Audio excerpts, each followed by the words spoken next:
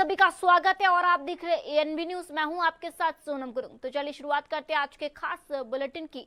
देहरादून में उत्तराखंड जज एसोसिएशन द्वारा आयोजित जुडिशियम 2.0 भव्य सम्मेलन में मुख्यमंत्री पुष्कर सिंह धामी ने मुख्य अतिथि के रूप में शिरकत की। इस कॉन्फ्रेंस में न्यायिक प्रक्रिया में आधुनिकीकरण, लंबित मामलों के त्वरित निस्तारण और कानूनी सुधारों पर गहन चर्चा की गई। मुख्यमंत्री धामी ने कहा कि राज्य सरकार न्याय प्रणाली को सुलभ, पारदर्शी और प्रभावी बनाने के लिए पूर्ण प्रतिबद्ध है। सम्मेलन में वरिष्ठ न्यायाधीशों और कानूनी विशेषज्ञों ने तकनीकी नवाचारों को न्यायालयों में लागू करने पर जोर दिया। सम्मेलन का मुख्य उद्देश्य न्याय के प्रति आम जनता के भरोसे को और अधिक मजबूती प्रदान करना रहा।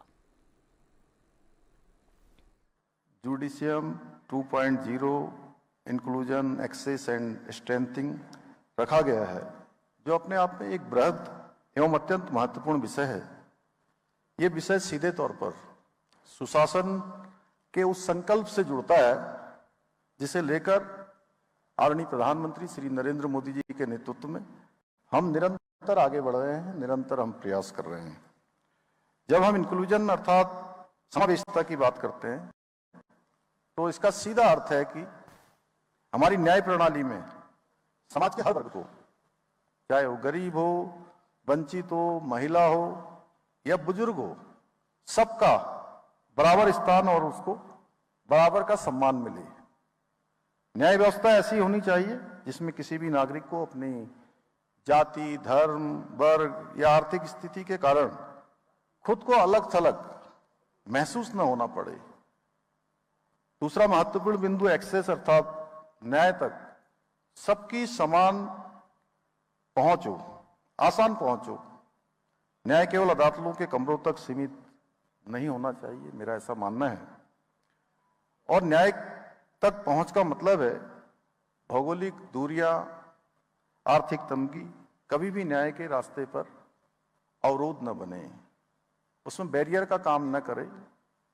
और जैसा अभी चीफ जस्टिस साहब ने भी बोला कि उत्तराखंड बहुत ही कठिन भौगोलिक परिस्थितियों का राज्य है। पहाड़ के दूर दराज के गांवों में रहने वाले हमारे जरूरतमंद लोगों को, भाई बहनों को न्याय के लिए भटकना न पड़े। बढ़ते अगली खबर की ओर।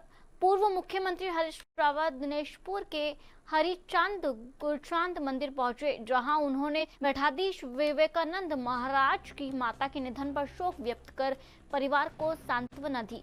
इस दौरान उन्होंने राहुल गांधी के अल्मोड़ा ना पहुंच पाने के मामले में साजिश की आशंका जताते हुए निष्पक्ष जांच की मांग की। साथ ही उन्होंने भाजपा सरकार पर निशाना साधते हुए कहा कि जनता समस्याओं से जूझ रही है। रावत ने आरोप लगाया कि वर्तमान सरकार ने बंगाली समाज का हरिचंद गुरुचंद फंड बंद कर दिया है, जिससे समाज में भारी निराशा है। उन्होंने कांग्रेस को हर वर्ग का हितैषी बताया।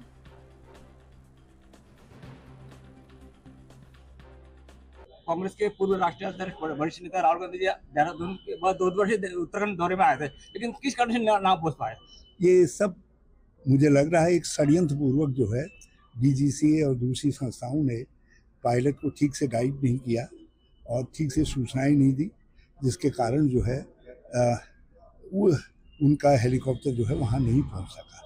और ये सब एक मुझे षड्यंत्र दिखाई देता है, सत्ता का षड्यंत्र दिखाई देता है। लेकिन राहुल गांधी जी का संदेश जन जन तक पहुंच गया और एक अभूतपूर्व रैली अल्मोड़ा में हुई और उसी तरीके से पूर्व सैनिकों की रैली जो है पौड़ी में हुई और भाजपा को तब से 10 लगे हुए। इस गलती के लिए क्या स्टेप लेंगे कांग्रेस वाले? जो बीजेपी वाले गलती क्या? बढ़ते अगली खबर की ओर। अफ्रीकी देशों में इबोला वायरस के बढ़ते प्रकोप को देखते हुए उत्तराखंड स्वास्थ्य विभाग पूरी तरह अलर्ट मोड पर है। केंद्र सरकार के निर्देशों का पालन करते हुए राज्य के सभी सरकारी और निजी अस्पतालों के लिए विशेष दिशा निर्देश जारी किए हैं। आपको बता दें, स्वास्थ्य विभाग ने प्रभावित देशों से आने वाले यात्रियों की कड़ी निगरानी के निर्देश दिए। मुख्य चिकित्सा अधिकारी मनोज कुमार शर्मा के अनुसार ऐसे यात्रियों की पहचान कर उन्हें 21 दिनों तक स्वास्थ्य निगरानी में रखा जाएगा। सभी जिलों को किसी भी संदिग्ध मामले की तत्काल रिपोर्ट करने को कहा है।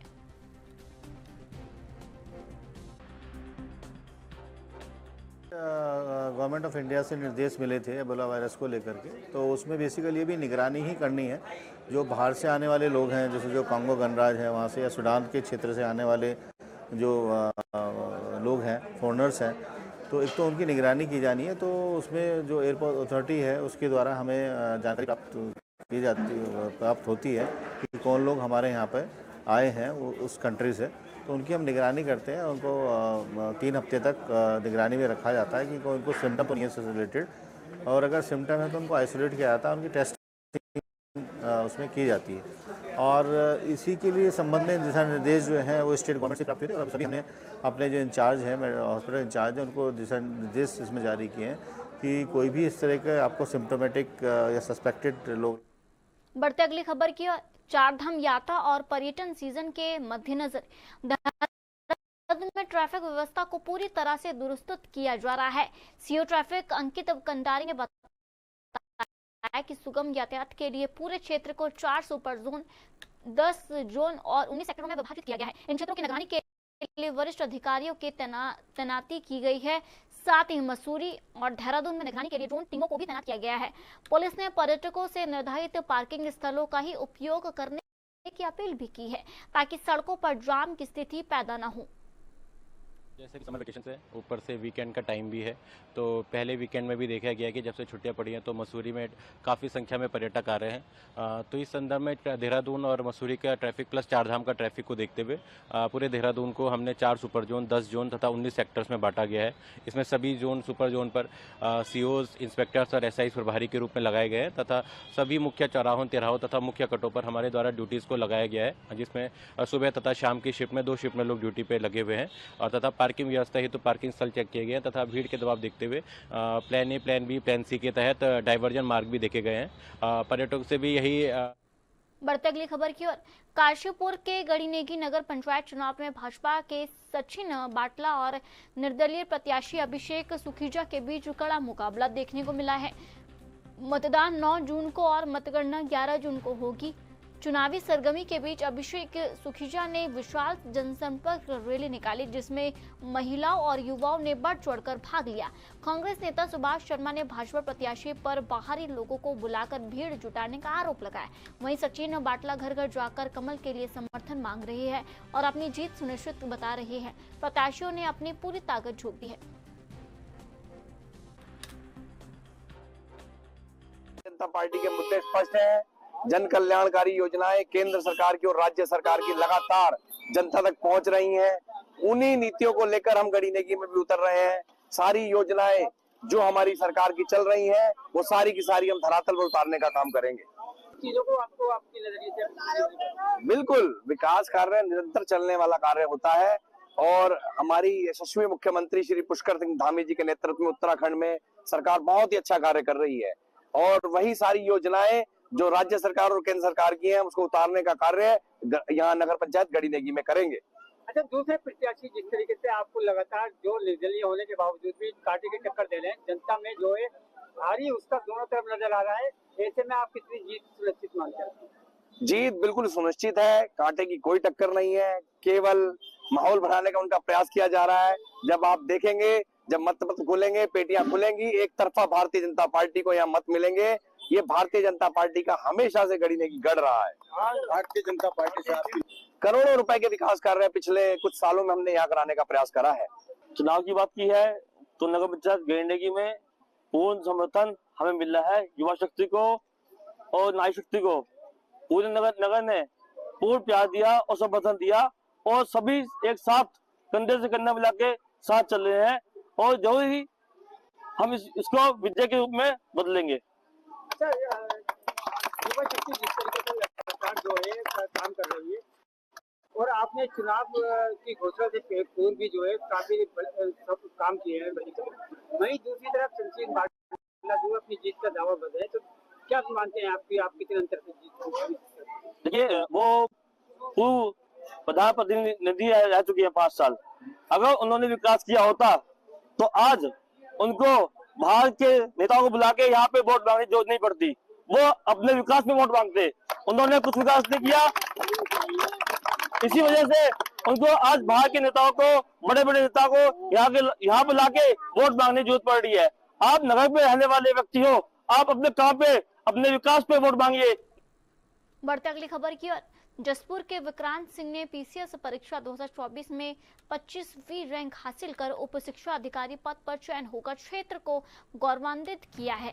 उनकी इस उपलब्धि पर पूर्व विधायक डॉक्टर शैलेंद्र मोहन सिंघल, प्रधान संघ अध्यक्ष दिलशाद शाह समेत अनेक गणमान्य लोगों ने उनके आवास पर पहुंचकर उन्हें सम्मानित किया।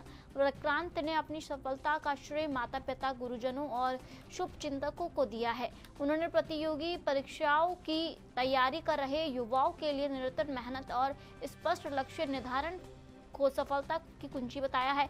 इस चयन से क्षेत्र में खुशी की माहौल देखने को मिला है। पीसीएस का रिजल्ट निकला है, उसमें हमारे जसपुर का एक होनहार बच्चा विक्रांत सिंह, तो एक बहुत साधारण परिवार से है, पर एक ऐसा परिवार है जो हमेशा समाज के साथ खड़ा रहा है। तो ऐसे परिवार से एक बच्चा हमारा आज पीसीएस में क्वालिफाई किया है और उसने उप शिक्षा अधिकारी के रूप में उसमें चयन हुआ है। तो उसी खुशी में हम उसको बधाई देने आए हैं और ये कामना करते हैं कि अभी तो आने वाला भविष्य उसका और उज्जवल हो। उसने यूपीएससी की भी तैयारी कर रखी है और पीसीएस का फिर से आगे भी एग्ज़ाम दे रखा है, तो ऊपर वाला चाहेगा तो और ऊपर पद पर जाएगा। पर एक अच्छी शुरुआत हो गई है, उसको बधाई देने और पूरे परिवार को बधाई देने आज मैं यहाँ आया हूँ। प्रथम तो मैं आपका और आपके दर्शकों का तहे दिल से शुक्रगुजार हूँ, धन्यवाद देना चाहूँगा। और मैं अपने पड़ोसियों, इष्ट देव, अपने माता पिता और सभी गुरुजनों का शुक्रगुजार हूँ कि उन्होंने मुझे स्नेह दिया, विश्वास बनाए रखा मेरी मेहनत में। अब मैं अपनी जो तैयारी है उसके बारे में तो कुछ छोटे शब्दों में बताना चाहूँगा। सबसे पहले तो मैंने 2016 में सरस्वती विद्या मंदिर जसपुर से अपनी 12वीं की परीक्षा पास की। उसके पश्चात मैंने रुहेलखंड यूनिवर्सिटी से मैंने ग्रेजुएशन, पोस्ट ग्रेजुएशन किया और इसी के साथ साथ मैंने पब्लिक सर्विस कमीशंस की तैयारी शुरू की। इसमें मैंने देहरादून में एक प्रयाग IAS अकेडमी है, वहाँ से मैंने अपनी तैयारी शुरू की और आखिरी समय तक मैं वहाँ पर तैयारी करता रहा। और लगभग 3-4 वर्षों की तैयारी के पश्चात मैंने दो बार अटैम्प्ट दिया है और यह दूसरे अटैम्प्ट में मेरा सिलेक्शन हुआ है। इससे पहले मैं इंटरव्यू दे चुका था, लेकिन उसमें मेरा सिलेक्शन। बढ़ते अगली खबर की ओर। चारधाम यात्रा के दौरान ऋषिकेश में श्रद्धालुओं की भारी भीड़ के बीच पुलिसकर्मी पूरी मुस्तैदी से अपनी सेवाएं दे रही है। पुलिस कप्तान प्रमेंद्र रोबाल के निर्देशन पर जवान ट्रांजिट कैंप और शहर के प्रमुख चौराहों पर यातायात व भीड़ प्रबंधन में जुट रहे हैं। कठिन परीक्षार्थियों के बावजूद पुलिस का विनम्र व्यवहार यात्रियों के लिए चर्चा का विषय बना रहा। आपको बताते ऋषिकेश कोतवाली के उप निरीक्षक मिथिलेश बिष्ट विशेष रूप से अपनी कर्तव्य निष्ठा के लिए सहारे जा रहे हैं। देहरादून पुलिस ने भी सोशल मीडिया पर जवानों के कार्य को साझा कर उनका उत्साह वर्धन किया है। स्वच्छ देहरादून का दावा करने वाले नगर निगम खुद अपनी बदहाली के कारण सवालों के घेरे में है। निगम परिसर में अतिक्रमण विरोधी अभियान के दौरान जब्त सामान और कबाड़ के बड़े बड़े ढेरों ने वहां की स्वच्छता व्यवस्था पर गंभीर प्रश्न चिन्ह लगा दिए हैं। निगम की इस लापरवाही से परिसर का नजारा बेहद बदहाल नजर आ रहा है। इस मामले पर मुख्य नगर स्वास्थ्य अधिकारी आनंद शुक्ला ने संज्ञान लेते हुए इसे गंभीर विषय बताया। उन्होंने आश्वासन दिया कि वे जल्द ही मौके का निरीक्षण कर स्थिति सुधारने के लिए सख्त कार्रवाई करेंगे।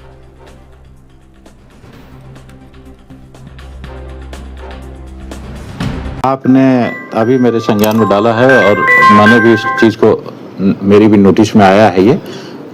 इसको जल्द ही, अभी आज ही इस संबंध में एक बैठक करके मैं निर्देश देने जा रहा हूँ कि जहाँ जो इसके लिए फिक्स स्थान है वहीं से ये इनका प्रारंभ किया जाए और इस पर कार्रवाई कर दी जाएगी, इसको अमल में ले आया जाएगा।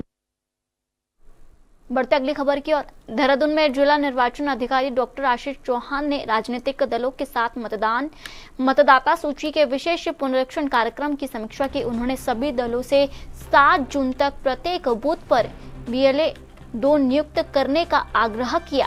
कार्यक्रम के तहत 8 जून से 7 जुलाई तक BLO घर घर जाकर मतदाता प्रश्नों का वितरण और संग्रह करेंगे। साथ ही 1 जुलाई तक 18 वर्ष पूरे करने वाले युवाओं के आवेदन भी स्वीकार किए जाएंगे। अब तक जिले में 80% से अधिक मैपिंग पूरी हो चुकी है। जिलाधिकारी ने पारदर्शी सूची हेतु सभी से सहयोग की अपील की है।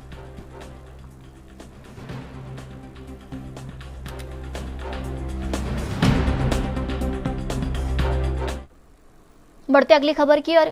उत्तराखंड सरकार ने राज्य के विभिन्न बोर्डों और समितियों में नई नियुक्तियां की हैं। इसी कड़ी में धीरेन्द्र पवार को मीडिया सलाहकार समिति का उपाध्यक्ष नियुक्त किया गया है। अपनी नियुक्ति पर पवार ने मुख्यमंत्री पुष्कर सिंह धामी और पार्टी नेतृत्व का आभार व्यक्त किया। उन्होंने कहा कि उनका मुख्य उद्देश्य पत्रकारों की समस्याओं को सरकार तक प्रभावी ढंग से पहुंचाना और शासन व मीडिया के बीच बेहतर संबंध स्थापित करना होगा। उन्होंने विश्वास दिलाया कि वे सौंपे गए इस दायित्व का पूरी निष्ठा और ईमानदारी के साथ निर्वहन करेंगे।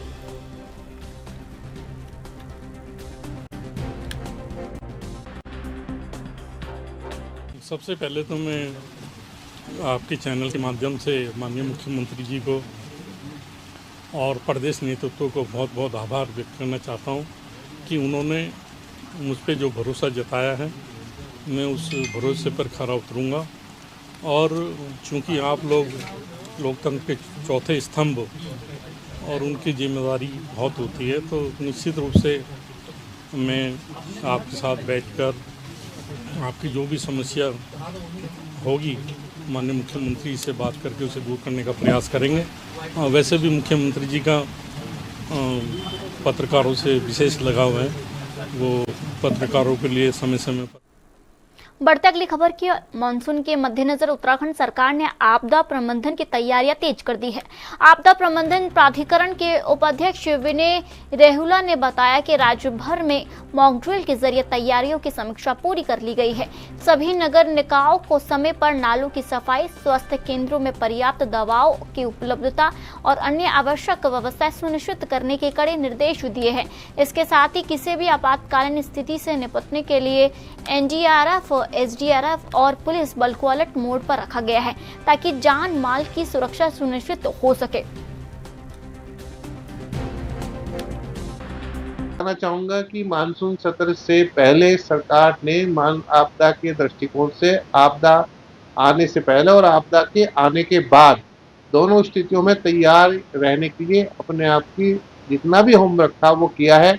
मानसून सत्र से पहले हमको अब एक मॉक ड्रिल हमने इसकी की थी मानसून सत्र से पूर्व की तैयारी के लिए, और उसमें सभी जिला प्रशासन और अन्य अधिकारी बंधु जो इस आपदा के अंतर्गत दृष्टिगत रहते हैं उनको सबको सम्मिलित किया था और पूरा एक दिन वो मॉक ड्रिल चली थी। साथ ही मानसून सत्र में आपदा के बाद जो घटनाएं होती है बड़ी तीव्र गति से बढ़ती है। जैसे मैं बताता हूँ, नगर निगम, नगर पालिका, नगर पंचायत के अंतर्गत जो नाले हैं वो चौक हो जाते हैं, आपने बताया है। लेकिन सभी जगह निर्देश दिए गए हैं कि सभी नालों को खुलवाने के लिए नगर प्रशासन तेजी से काम करे। साथ ही जो कूड़ा है उसे डिस्पोज करने के लिए त्वरित कार्रवाई करें। इसी के साथ जो बिजली के तार हैं लटक रहे। बढ़ते अगली खबर की ओर। उत्तराखंड के आगामी विधानसभा चुनावों में भाजपा ने सभी 70 सीटों पर जीत का लक्ष्य निर्धारित किया है। पार्टी के प्रदेश प्रवक्ता कुंवर जपेंद्र सिंह ने स्पष्ट किया कि प्रत्येक सीट संगठन के लिए अत्यंत महत्वपूर्ण है। उन्होंने बताया कि जिन 50 सीटों पर भाजपा का आधार मजबूत है वहां स्थिति सुदृढ़ है, जबकि हारी हुई सीटों पर विशेष रणनीति के साथ कार्य किया जा रहा है। नए और पुराने कार्यकर्ताओं का मुख्य लक्ष्य ऐतिहासिक विजय हासिल करना है। उन्होंने देवभूमि की जनता के अटूट समर्थन और सनातन मूल्यों को आगे बढ़ाने के संकल्प के साथ भाजपा के शानदार प्रदर्शन का विश्वास जताया है। 50 सीटें भारतीय जनता पार्टी का गढ़ है और जिन सीटों पर हम पिछली बार या जिन बूथों पर हम बहुत कम वोटों से हारे हैं, तो भारतीय जनता पार्टी का और भारतीय जनता पार्टी के साथ उन सभी कार्यकर्ताओं का जिन्होंने भारतीय जनता पार्टी की सदस्यता ली है, सभी का प्रयास है कि हम अधिकतम सीटों पर जीत दर्ज करें। और हमें तो ऐसा भी लगता है कि उत्तराखंड की देवभूमि की देवतुल्य जनता जो सनातन की अगुवाई करती है, कि ऐसा भी हो सकता है कि अगर उत्तराखंड की जनता ने मन बना लिया अपने सनातन के झंडे को बुलंद करने का, तो हो सकता है कि 70 की 70 सीटें भारतीय जनता पार्टी की झोली में आए और उससे उत्तराखंड की जनता पूरे देश और दुनिया में एक बड़ा संदेश देगी कि सनातन की धरती, देवताओं की धरती, देवभूमि से एक ऐसा आगाज हुआ है, ऐसा कमाल हुआ है कि सनातन का। बढ़ते अगली खबर की। प्रदेश में एसआईआर प्रक्रिया शुरू होते ही भाजपा ने बूथ स्तर पर अपनी सक्रियता बढ़ा दी है। भाजपा प्रदेश अध्यक्ष महेंद्र भट्ट ने बताया कि पार्टी ने BLA 1 और BLA 2 की नियुक्ति प्रक्रिया पूरी कर ली है। आगामी 8 जून को BLA 1 की वर्चुअल बैठक बुलाई गई है। भट्ट ने स्पष्ट निर्देश दिया है कि हर पात्र मतदाता का नाम सूची में दर्ज हो और मृतकों या पलायन कर चुके लोगों के नाम हटाए जाए। उन्होंने दावा किया कि इस विशेष अभियान से उत्तराखंड की मतदाता सूची अधिक प्रामाणिक, पुनरीत और शुद्ध बनेगी।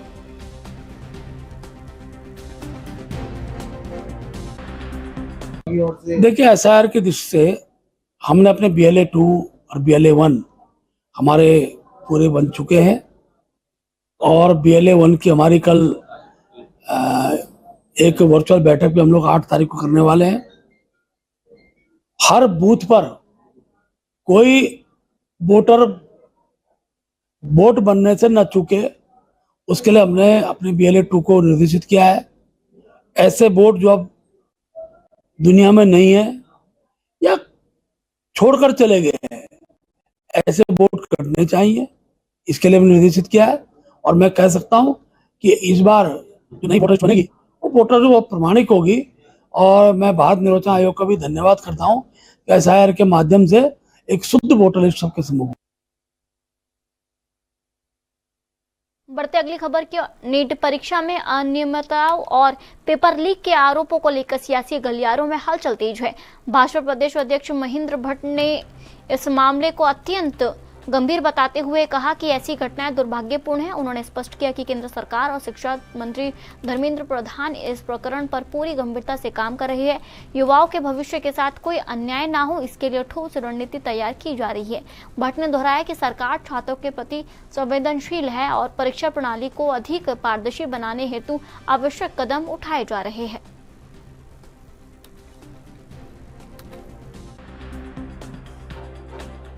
देखिए, ऐसा होना नहीं चाहिए था। सरकार उसके लिए चिंतित है और केंद्रीय मंत्री लगातार उसकी मॉनिटरिंग कर रहे हैं। एक अच्छी नीति उसके लिए बना जिससे इस प्रकार की घटनाएं न हो।